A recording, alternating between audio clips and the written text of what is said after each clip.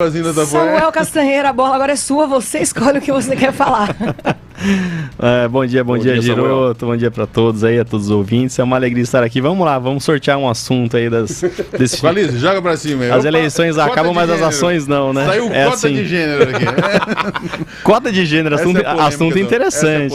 Assunto que tá... E que foi batido tanto na tecla durante a campanha aqui, né? Samuel Castanheira trouxe...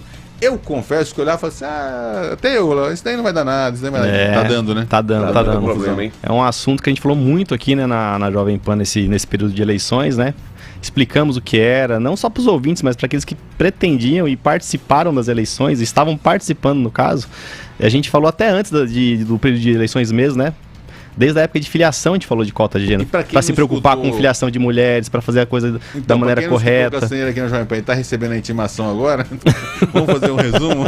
O que é, afinal? Para você que está sendo intimado, nem sabe por quê. Relembra esse pessoal que está recebendo a intimação aí. O que acontece agora é mais recente é Oriente, né? E Oriente já está tendo. Na região toda aqui a gente tem visto bastante... candidatos ou partidos entrando com essa ação, né, com ação de investigação judicial eleitoral para questionar a uma possível fraude na cota de gêneros. E o que é isso, né? A lei, ela prevê... É a pergunta do Qualize. O que é isso? O que é essa cota de gênero, Samuel? Há muito tempo atrás a gente falava era da Joyce, em cota de sexo e alterou para cota de gênero, né? Como chamava antes?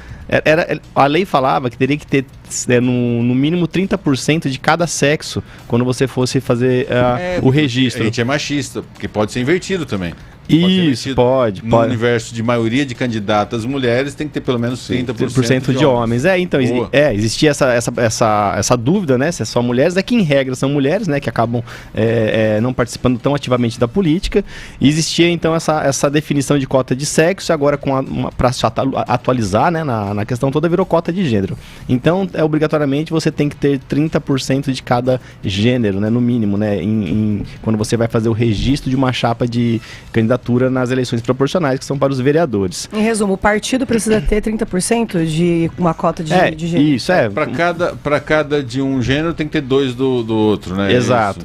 E a gente fala disso porque existem pessoas que, sei lá, antigamente falava, nasceu homem, nasceu mulher, e hoje, nasceu homem, mas ele não se identifica como homem. Ele não vai entrar, ele vai ter um campo específico até na parte do registro para dizer que ele não se identifica como homem, vai colocar, por exemplo, como se ele fosse mulher. Vai fazer e vai estar constando naquela cota. Por isso que tem essa questão de cota de gênero e não mais essa questão, essa diferenciação só por sexo masculino e feminino, né? Então existe essa situação hoje. E aí o que acontece? O brasileiro sempre engenhoso, né? Sempre criativo, começou a lançar candidaturas, em regra são femininas, tá?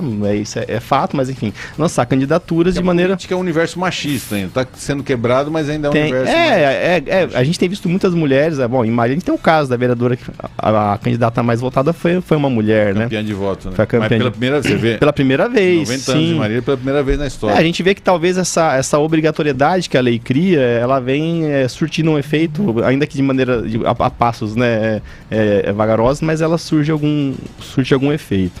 Então, o que acontece? Começou então a lançar candidaturas de maneira fraudulenta só para que isso pudesse completar. Entre aspas, candidatura laranja. Para poder completar então esse quadro dos 30%, e muitas vezes a pessoa não fazia campanha, a pessoa não gastava nada, não fazia nenhum santinho, enfim, não praticava nenhum ato de campanha. E chegava no dia da eleição, algumas não tinham nem o próprio voto, né? Por exemplo, a pessoa tinha 2 votos, a gente pedia para o oficial o cartório, vê na sessão dela se teve algum voto dela, na sessão do candidato.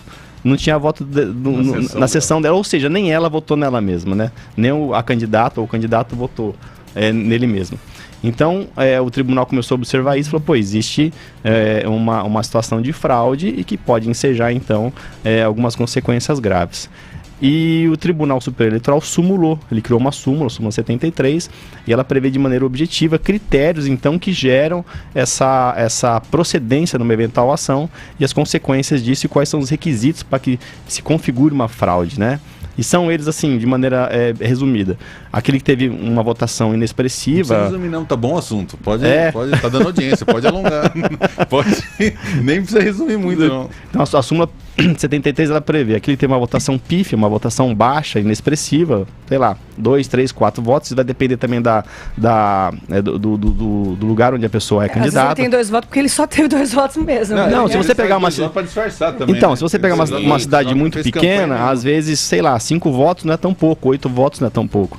Mas numa cidade maior, né, é muito pouco. Não, mas mesmo numa cidade pequena, 5 votos é muito pouco. Sim, então, aí vem... Mas às vezes ninguém quer votar na pessoa, né, coitado? Às vezes não é nem... mas muitas vezes, né? Às vezes é laranja. Às vezes é nem laranja, às vezes ele só não tem voto mesmo, mas eu acho que normalmente... Mas isso é fácil de checar também. Se o cara é o chato da cidade, Exato, já basta o promotor ele dar uma voltinha na rua. A súmula é de agora? A súmula já teve julgamentos, né, anteriores, já condenando essa situação e aplicando sanções graves, e aí o tribunal, como teve várias questões, resolveu sumular. Isso é uma súmula mesmo, a súmula 73 do TSE. E tem agravantes, porque, por exemplo, tem casos, né, que inclusive são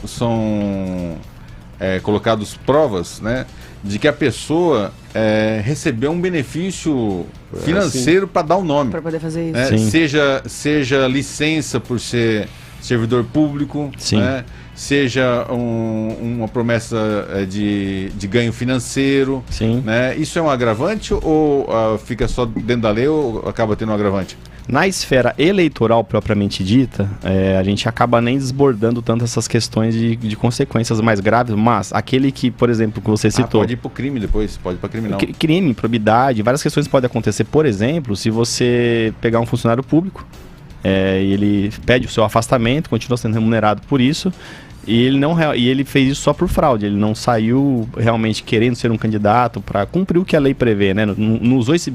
Não vou nem dizer benefício, essa opção, né, de poder ser um candidato e mesmo sendo um funcionário público. E isso pode gerar consequências mais graves para ele especificamente. Eu não vou citar a cidade porque está em andamento o caso, mas tem um áudio da pessoa falando assim, ela falou que eu ia tirar férias, ia pegar 4 meses de afastamento, né, 3 meses? Quanto que são os 3 meses, mas depende do caso, né? Depende do cargo que a pessoa ocupa, né? A gente tem 6, 4 e 3 meses. Depende, são os períodos de afastamento. São os períodos de desincompatibilização que você se obriga a afastar do cargo que você ocupa.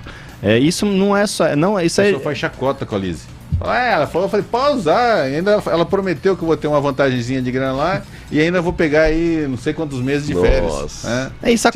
Isso acontece, na verdade, em vários lugares, em várias cidades acontece isso. A pessoa. E às vezes não sai nem. Às vezes às vezes é o líder partidário que, para convencer a pessoa, joga todos esses argumentos, né? Pode ser você também. Vai ter férias, vai se afastar, vai não sei o quê.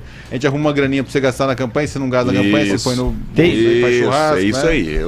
Dentro o discurso com a Lise conhece alguém. Isso aí.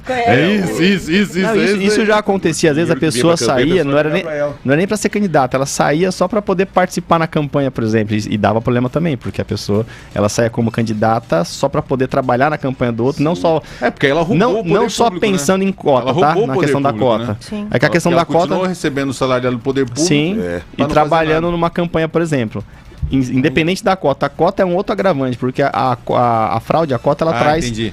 Entendeu? Porque tinha gente que, independente da cota, saía só para ajudar numa campanha. São duas coisas diferentes, né? São consequências distintas. Homem e mulher se afastavam para poder... que era candidato. Isso, lançava a candidatura, mas trabalhava em prol de algum candidato e às expensas dos cofres públicos, né? Isso acontecia também. Então, na cota de dinheiro especificamente, a gente tem 2 cenários. Tem o cenário, então, da parte eleitoral, que é o que a gente vai falar um pouquinho mais aprofundadamente, e tem a questão que a gente está colocando... Na questão da cota, em última instância, o quê? Perda do mandato?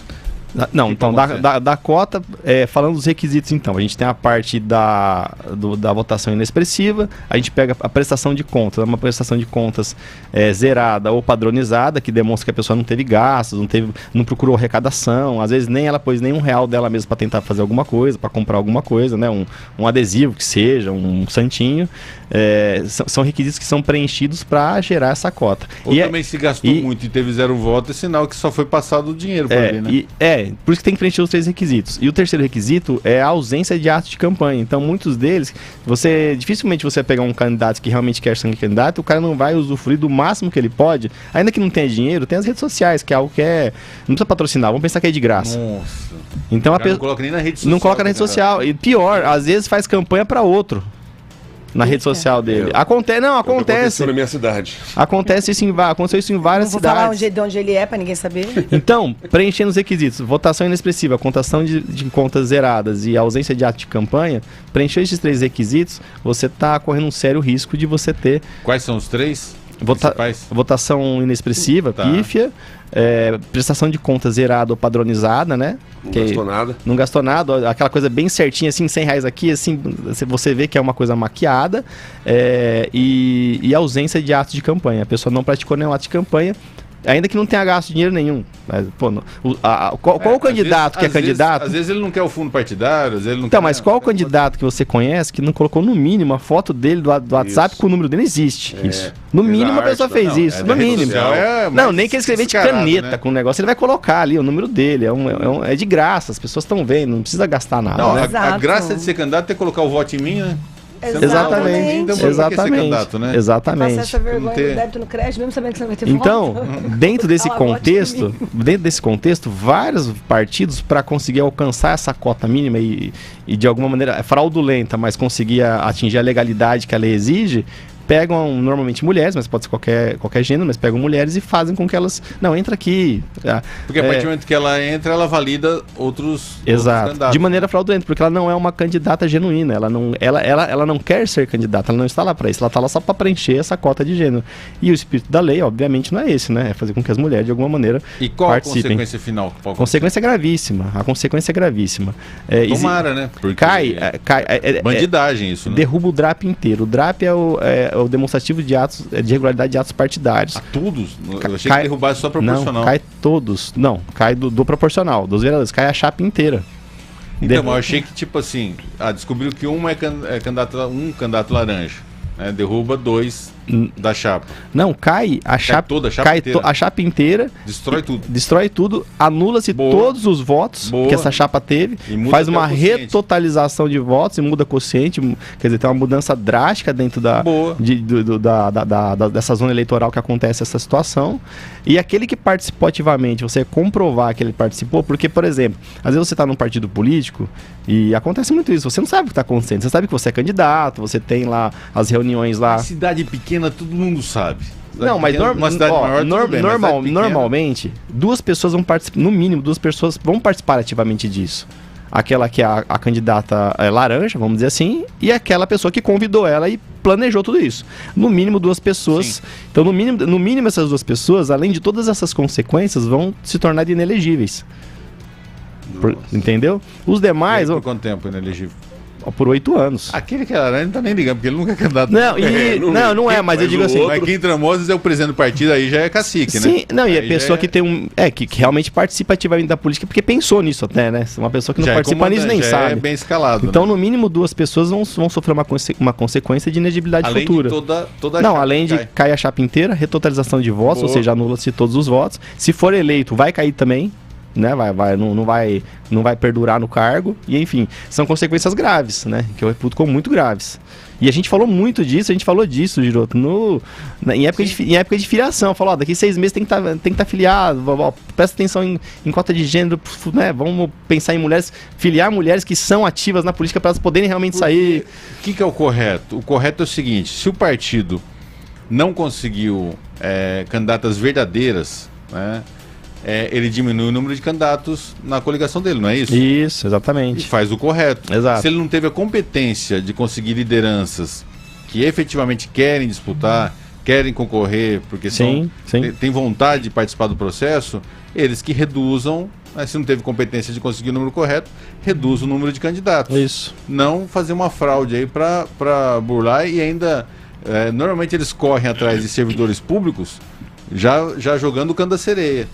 Você vai ficar aí sem trabalhar, você vai ficar na sua casa, vai estar ganhando igual. Tem um incentivo a mais, né? Tem uma vantagem a mais. Você vê que a própria vantagem é lesando a população, né? Sim. Ou eu já vi em casos de pessoas mais simples, por exemplo, a pessoa não é servidor público, mas é uma pessoa mais simples. Então, ó, vai lá, sai, as pessoas gostam de você, ninguém vai desconfiar. E aí depois que eu me eleger, eu te dou um cargo, eu te banco de alguma forma. Eu já vi isso acontecer também. Mas ainda tá falando pra sair, né?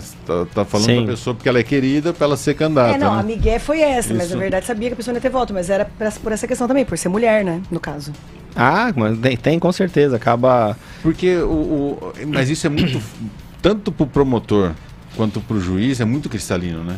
Sim. Porque percebe quando a pessoa não teve estrutura, a pessoa foi ingênua na campanha, mas tentou. Sim, né? Foi buscar e o potencial eleitoral dela é limitado, ela teve aquela votação mais baixa. Sim. Né?